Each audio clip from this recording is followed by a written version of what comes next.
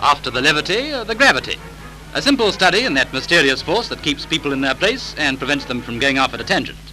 Somebody once said that you can't keep a good man down, but gravity can and does. And what applies to people applies to things too.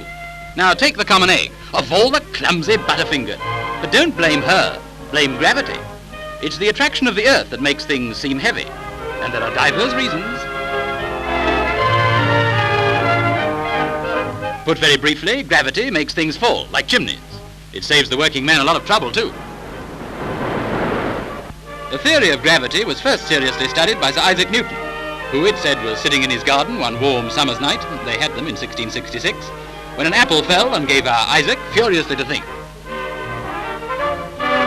Why does an apple fall and not the moon, he asked himself. But there was no reply then. The great philosopher had stumbled upon one of the fundamentals of natural science. Here are the relative positions of moon and earth, slightly more than a day's march.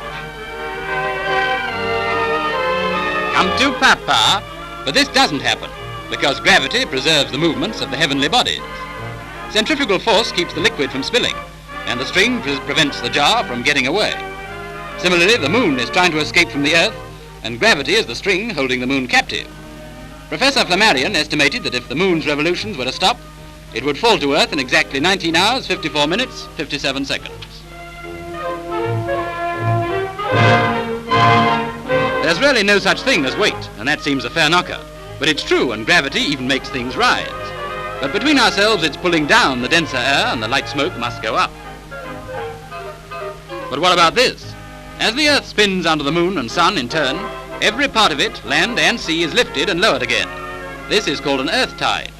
Sir George Darwin, son of the famous Charles, studied earth tides and discovered that when Jupiter and the moon pull together in line, an area as large as Europe is raised 1 foot. Hence the old saying that life is full of ups and downs. Einstein's researches encourage the belief that gravity affects light waves too. The sun is eclipsed by the moon, and for a few precious moments the sun's rays are obscure, but without concealing certain stars. We cannot see the sun because the moon hides it, but we can see the rays from a distant star, as this diagram illustrates. But here's a more amazing thing. Scientists know by abstruse calculations that the star is not where it seems to be. Gravity has actually bent the star ray, and the star, so to speak, is quite beside itself.